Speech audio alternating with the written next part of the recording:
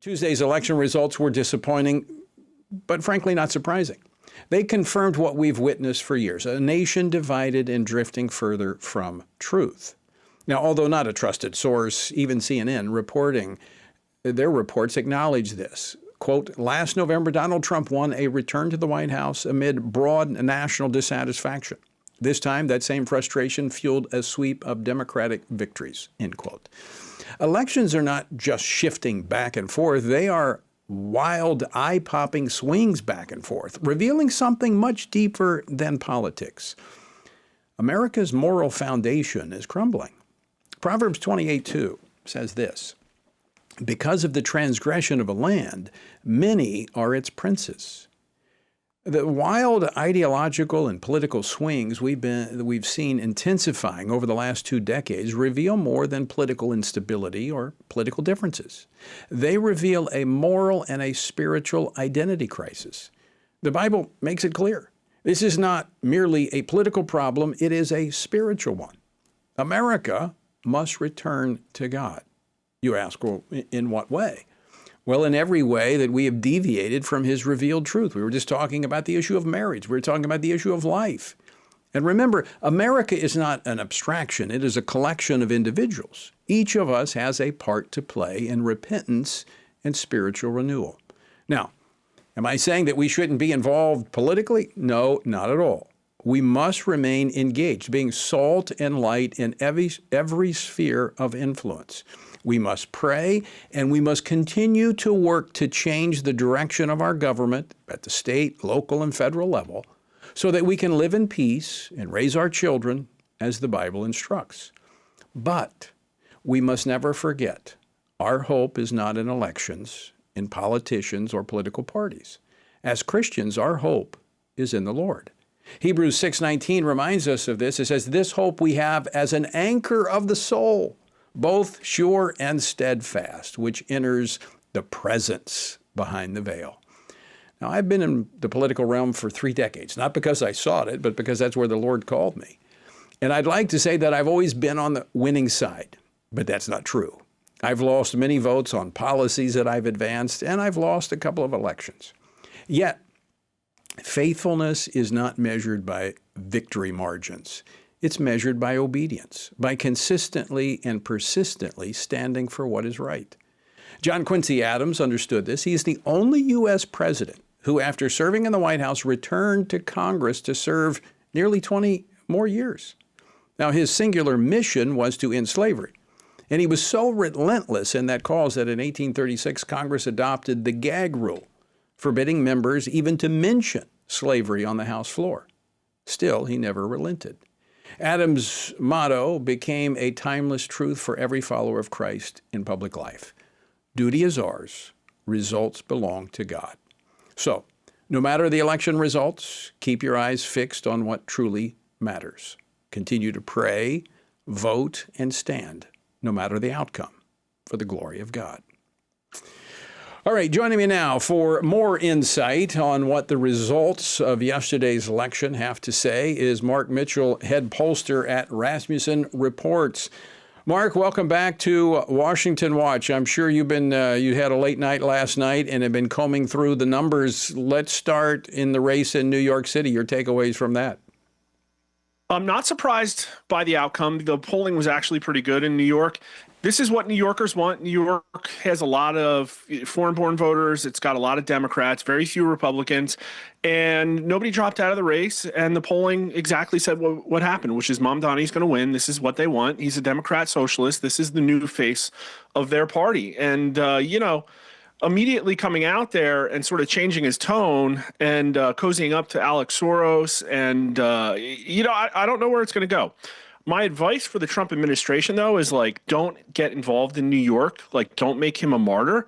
And maybe red states can start secretly cozying up to corporates and trying to poach their corporate headquarters. But, I guess we're going to see. What does New York let a Democrat socialist, probably Trojan horse communist, do in New York City? Does that stay contained to New York in the Democratic Party, or does it spread? Oh, not at all. The idea of a Democrat socialist is very popular with voters under 40. It's even pretty popular with Republicans under 40.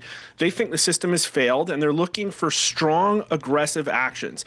They want a systemic change in the economy. Even the ones that are Trump supporters are really, really willing to see things like income caps and excess wealth distribution executed. And so I think that they gave Trump a chance, because it's probably better than changing to a socialist economy. But unfortunately, right now, we don't have a level of aggressive economic populism that I think these people are craving. And we're going to see a youth uprising. And right now, the people with the most authentic answer for them is the Democrat socialist. It's going to be the face of the party.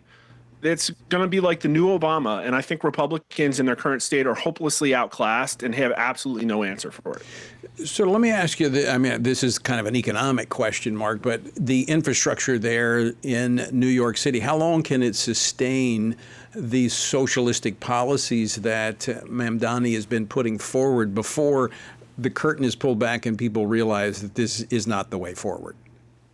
I guess we'll see. I think if the Democrats get in charge of the country nationally, we'll probably see things that the Biden administration maybe looks like, a kid show. Like, I think New York, though, the question is, well, they have a city council. It's probably got a lot of Democrat socialists on it. Are there going to be any governance or moderation or any kind of people pushing back on what he wants to do? Probably what's in their best interest is to not rock the boat at all. And automatically you see people who are trying to get this guy out, like Bill Ackman, I think actually funded a lot of money trying to prevent him from winning, immediately sucking up to him. So I really have no idea where it's going to go. But it's the trial balloon. We're going to see what Democrat socialism in the new wave of the Democrat Party. The Bill Clinton pragmatic centrist is totally dead now. Yeah. And we'll have to see what the Republicans become. Yeah, I think it's good advice just to leave him alone and let him implode on his own so that he can't become a political martyr. Let's talk bigger picture, 30,000 feet, well, actually maybe more granular. How much did the local issues drive turnout and intensity in this election versus kind of the national anti-Trump? I think not at all. We polled New Jersey, and again, I had Jack losing by 6, but it was over 3 weeks ago, like 4 weeks ago. It was the beginning of the government shutdown, and Trump's numbers hadn't really imploded yet, and we didn't see the Ouroboros of the right eating itself over the last 2 weeks. And so I think that I probably would have found him doing even worse. And so I think we did a pretty decent job. In the internals, in the polling, what I saw was like basically what I would expect blue state, suburban, liberalish kind of leaning people for issue set. They care about rising prices. They, property taxes are a really big thing in New Jersey, and yet they didn't really trust the Republican Party on economic issues. And Jack Ciattarelli did worse than Donald Trump did because we had a recall vote question in there. And so I think that they don't see a Republican solution to their problems. I think that they just think that that's the way the national economy works. And if you look at the turnout picture, I think it tells you very clearly that the Democrats were inflamed and they turned out big. So if you compare Jack Ciattarelli's turnout to Trump's turnout in 2024, Jack Ciattarelli got less than 1.4 million votes, which is better than he did in 21, but it's nowhere near the 2 million that Trump got. And Mikey Sherrill got like 90% of Kamala Harris votes. So we're talking 90% to 70%. Basically, what it comes down to is the reason Trump did so well is because he picked up all these crossover Democrats, all these independents willing to give Trump a chance because they want major change. And those people, the independents, did not turn out. I think when we look at exit polling, we're going to see the independents broke really hard towards Democrats, and they got all of their voters out. One of the reasons, I think, is because resist Trump, resist Trump, resist Trump. And I'm one of those people that thinks there's probably something going on with the machines and going on with mail-in ballots and stuff like that.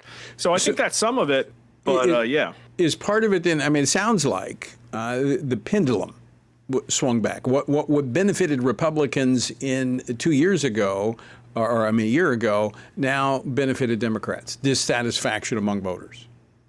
Well, I think that they are the high propensity party now. They have a very well-honed get out the vote machine. They have iron-fisted control over all of these sort of blue city voting centers.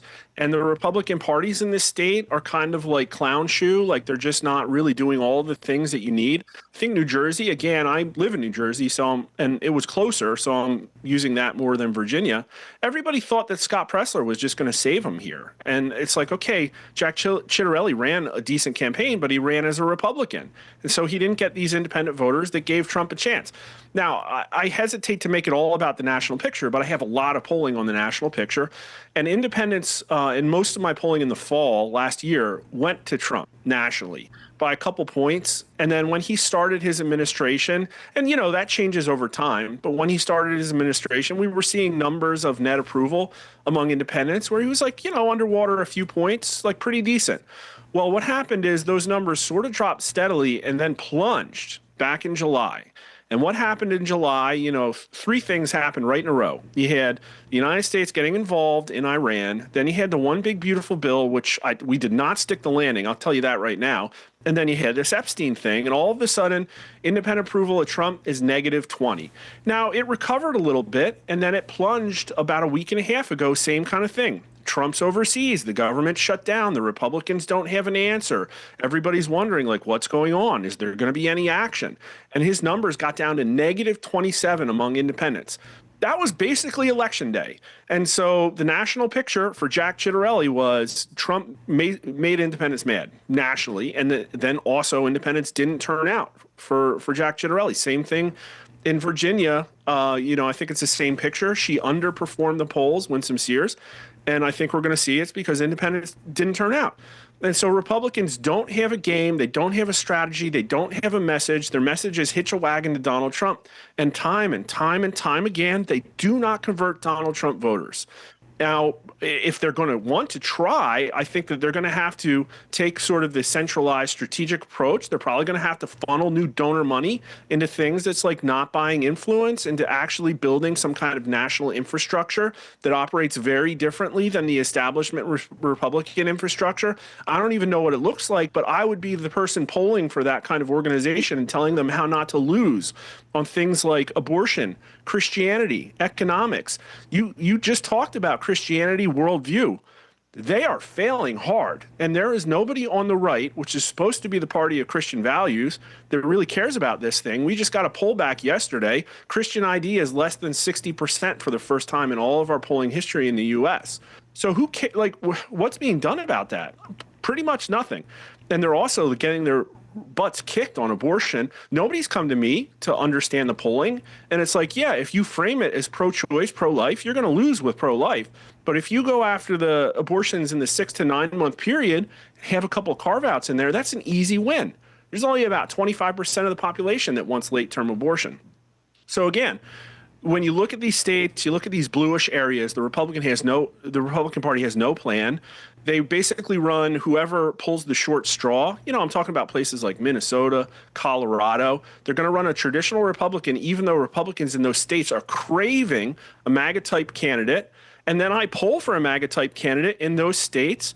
They can't get any money from the RNC. RNC is not going to spend money on them. Trump administration is not going to give them an endorsement because they're going to lose. So you take these states and it's basically, it's dropped in Jack's lap. Like he got, I guess, a little bit of help from the RNC, maybe late August finally, but he's running his own campaign on his own platform.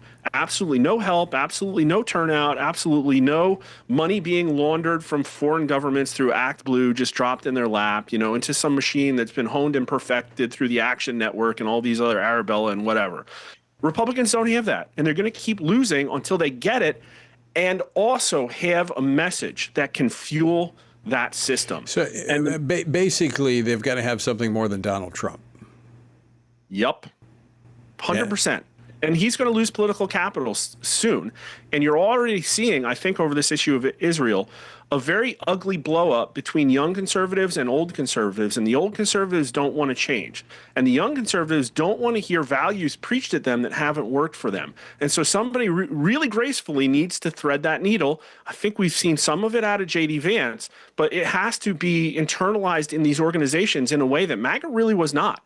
Like MAGA did not change the RNC. It didn't change the national Republican infrastructure. It didn't really change any of the think tanks. Finally got a toehold in the Heritage Foundation, and they're going for that guy's scalp. So what are they doing? Mark, we're going to leave it there for a conversation another day. A lot to talk about between now and next year's midterm election. Thanks so much for joining us.